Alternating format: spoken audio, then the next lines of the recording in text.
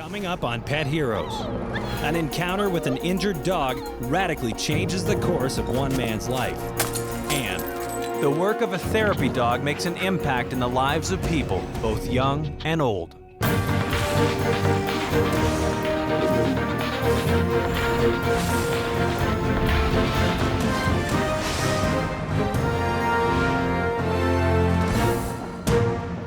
Hi, I'm Jason McCoy, and welcome to Pet Heroes. Pet lovers know how their animal companions can enrich their day-to-day lives, but what about long-term? We look at the incredible stories of two special canines who made a lasting impact in the lives of those they touched.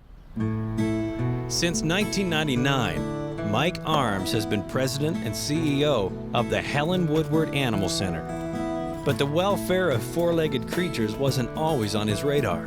I grew up on a farm in Kentucky. I had no interest in working with animals, that I am in the business of saving orphaned animals.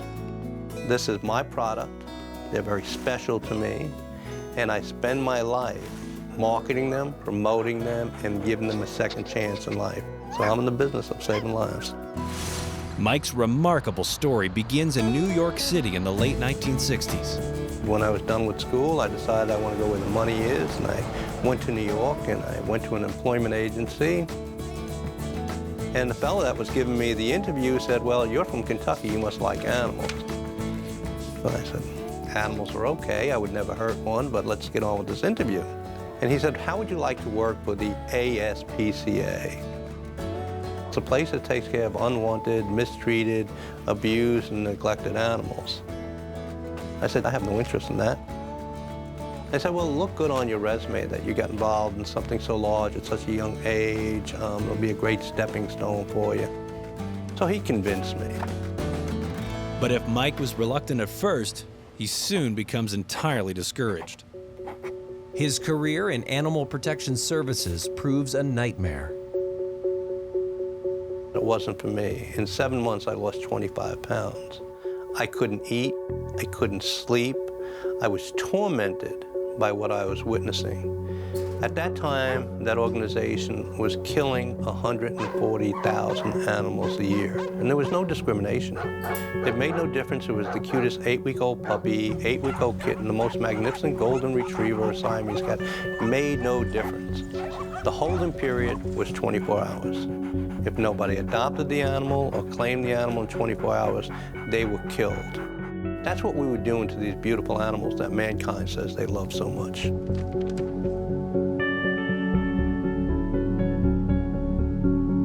So I wanted no part of this so-called animal welfare world. I figured to save my sanity, I had to get out. Gave my 2 weeks notice, but then something was about to change my life. I need you to go. 6 days before I was to leave the ASPCA, the secretary came in and said, "Mike, we have a dog hit by a car on Davidson Avenue in the Bronx." I said, "All right, get a driver and get the dog." He said, "That's just it. We have no drivers available, and this one's supposed to be in very bad shape." I just took off my suit jacket, put on a uniform jacket, and took the ambulance out myself. Mike struggles to find the injured dog. His search takes him into a dangerous and unfamiliar part of town.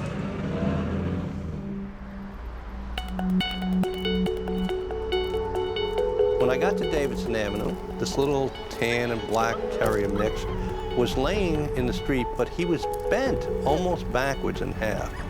It's immediately apparent to Mike that he has to get this animal off the street, into the ambulance, and to the animal hospital. So I'm standing above this little one. He's shaking so badly from fear and pain. Just as I was about to reach down for him, these 3 fellas came out of this apartment building doorway. They started yelling, "What the hell do you think you're doing?"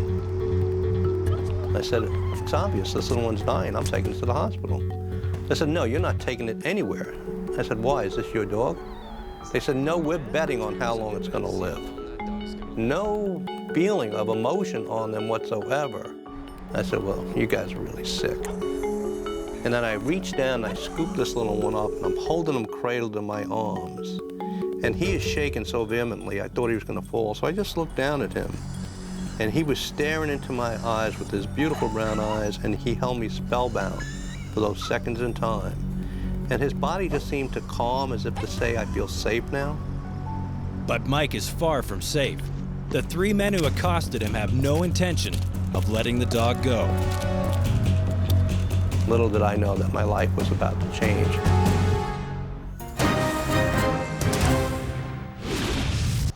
Mike Arms, an animal protection officer in New York, prepares to transport a badly injured terrier to the hospital.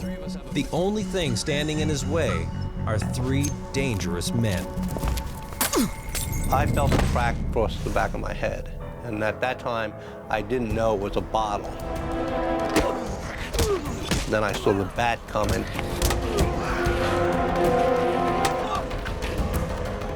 And then when I saw the knives, and I actually saw one sticking out of my leg, and I thought I was going to die. This was it. This was the end of my life, right then and there.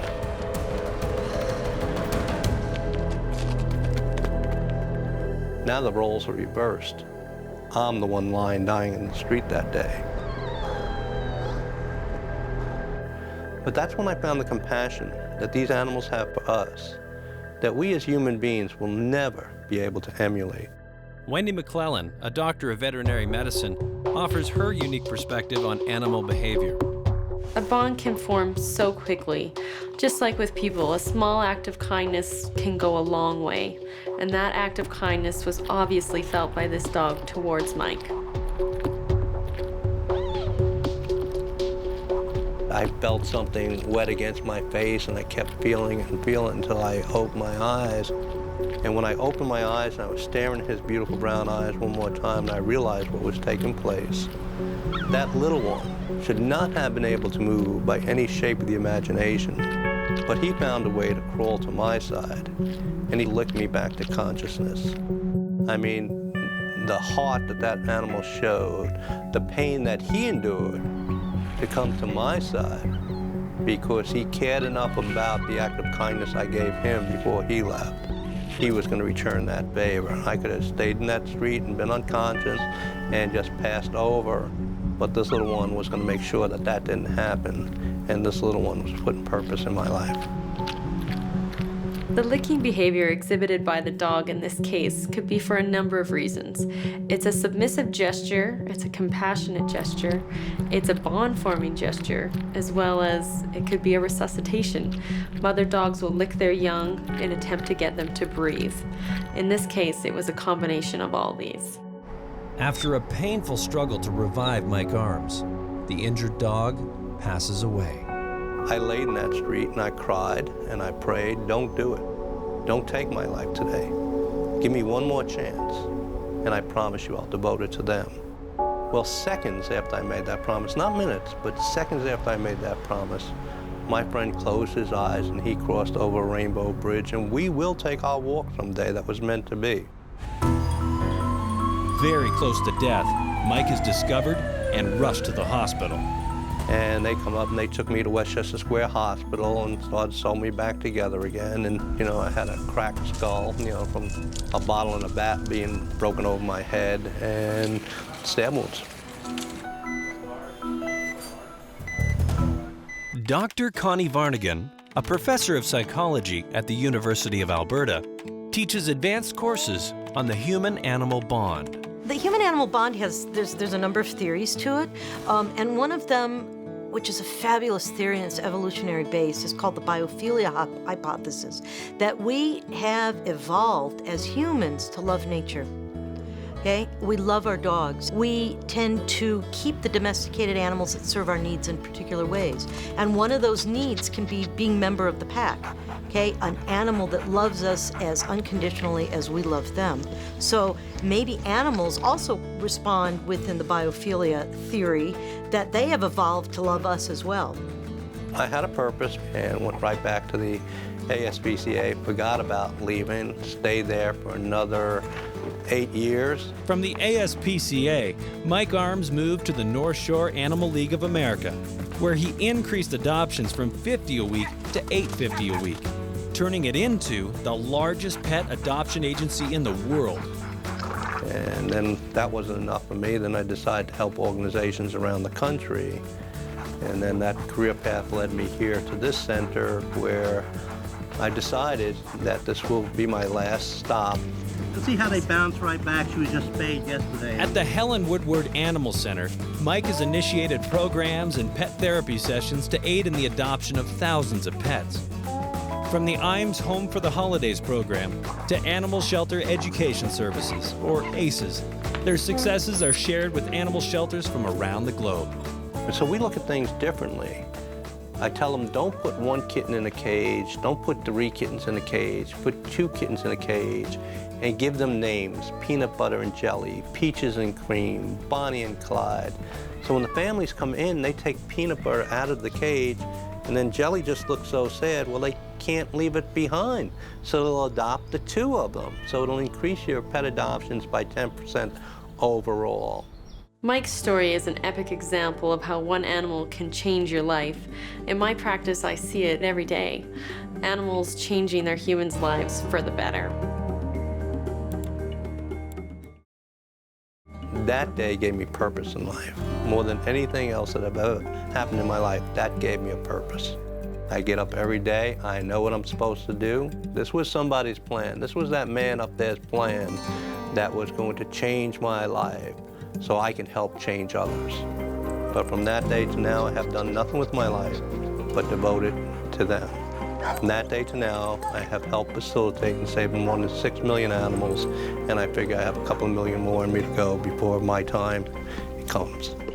There is absolutely, in my mind and in my heart of hearts, there is no doubt that this was meant to be. I asked one, didn't I?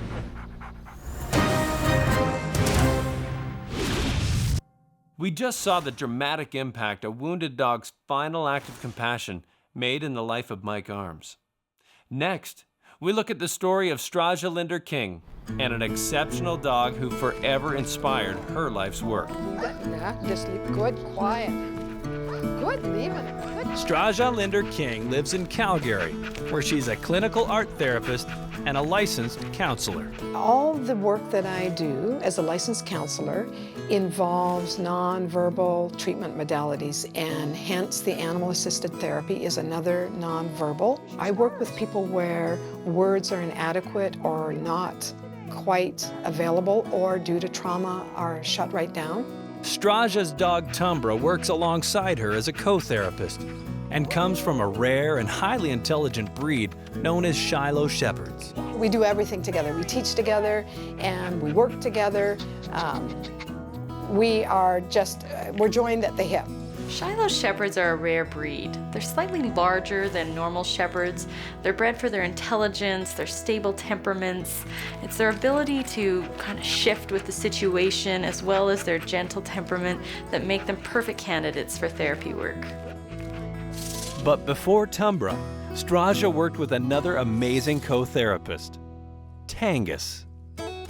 I wanted a dog that would challenge me and engage me in a deep way, that was smart, that had innate wisdom that I would work with. I had an art show and met a woman who breeds Shiloh Shepherds in Virginia. The breeder had lined it up so that Tangas was brought to the Calgary airport when I finished that function. I knew that this was going to be a co-therapist, I knew it was going to be a co-teacher, and I knew truly that I would have such a deep engagement with Tangas. Tangas, I knew right from when he was 12 weeks old that he was going to be teaching me as much as I would be doing the training and teaching. It would be, the reciprocity would be big. Tangas had such a presence. It didn't matter where I went. Everybody would just stop. Everybody came and circled around him. And you can't train that. He works with right through from little children, preschoolers, right up to the frail elderly. And it is a way to express and to start a dialogue that is very difficult to do between people. Animals have their own innate gifts that help open that up. Retired nurse Kathy Gates recalls her time with Tangas. Well, I had seen pet therapy when I worked in inpatient mental health. People would bring their pets in and I could see how patients would respond to that. So I definitely wasn't skeptical. My work with Strazia began when I had a client from the community go into a designated assisted living facility, very ill, would retreat, become isolated, wouldn't engage with other residents. My first impression was I wondered how this dog was going to work with people. And the connection that the dog had with the adults, it took them into their own world with him. The success that dogs have doing therapy work can be attributed to the fact that they have a natural calming influence on people. By petting dogs, it lowers your blood pressure, making you feel more relaxed, lowers that nasty stress hormone cortisol, leaving you feeling calm and more open. Dr. Connie Varnigan's research helps us further understand the incredible connection we have with dogs. Dogs are so attuned to people. So we don't share many genes with a dog, right? But we share a ton of genes with a chimpanzee, okay? So you would think that if we are, say, yawning in front of a chimpanzee, the chimpanzee's gonna yawn. Because as humans, if I yawn to you, you're gonna yawn back at me. Okay, chimps don't care. Okay, if we point in the same direction, in one direction, you'd think a chimpanzee is gonna look at it. Not at all. If you yawn at a dog, he'll yawn. If you point in a direction, the dog will look in that direction. So dogs are so attuned to what humans are doing. Tangas has taught me to let go of reflecting on the past, having fears, anticipatory worries, and staying fully present, because that's what our animals are. They stay present and they are what they are. Us two-leggeds carry a lot of baggage, and dogs go, hey, all we have is right now. So patience, tolerance, unconditional love, safe touch, tactile qualities. Oh my gosh, I could go on and on and on. Beatrice, this is Tangas. Tangas, Beatrice. Young people who have experienced trauma often develop trust issues and have difficulty in communicating. So sometimes it's difficult to make that connection. But with Tangas, it allows them to open up in a way that they normally wouldn't do with an adult. Whether it's someone that's facing physical challenges, losses, numerous losses or limitations, even mental disabilities or at-risk youth. Tangas, he's in tune with their emotional state, with where they're at that time, and offers them safe touch. And that's a way for them to begin opening up and allowing them to express themselves fully. As Tangas grows closer to retirement, he chooses a successor to continue his therapy work.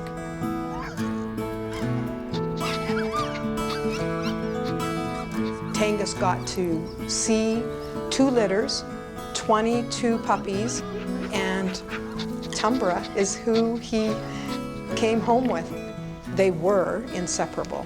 Tangas was really a guide for Tumbra. I noticed that he was the strength in the relationship, and Tumbra would watch. You could see him watching very intently.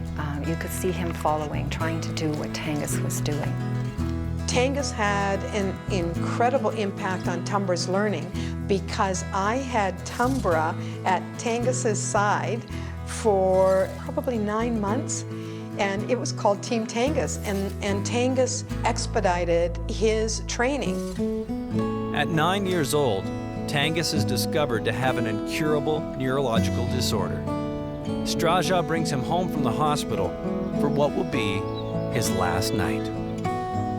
I sat with him in the backyard for that last night, and I knew that's the saddest part of that, and it was unexpected death.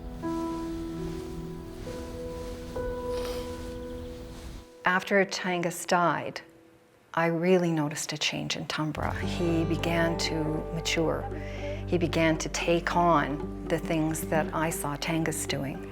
And I've been quite amazed at how much he's grown in the time that I now have spent with him, in the work that he's done. Anna, do you want to read? In the reading program that Strazia and Tumbra do, it's a group of children who come from various cultures. Some of them are quite calm, shy. Some of them are extremely anxious. Some have behavioral issues. And when they come in, immediately they are just drawn to the dog. He has an ability to have a whispering ear. He has one ear up and one ear down. And the children are allowed to come up, greet Tumbra. They can whisper a secret in his ear. For some of the children, it's an ability to release something that has been penned up within them. And they know that the dog will keep the secret, and they feel safe in being able to lift up his ear and whisper their secret. The greatest gift now is the fact that Tangas passed his teachings on to Tumbra. Tangas has irrevocably, truly changed the way that I counsel and the way that I interact with people. He's indelibly marked my soul so that my engagement with animals will be lifelong.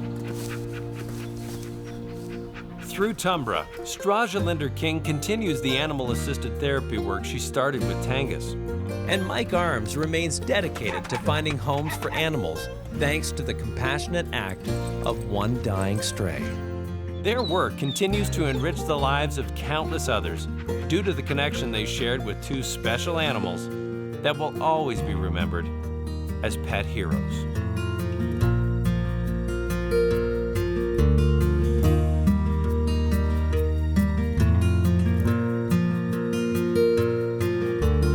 Looking back at all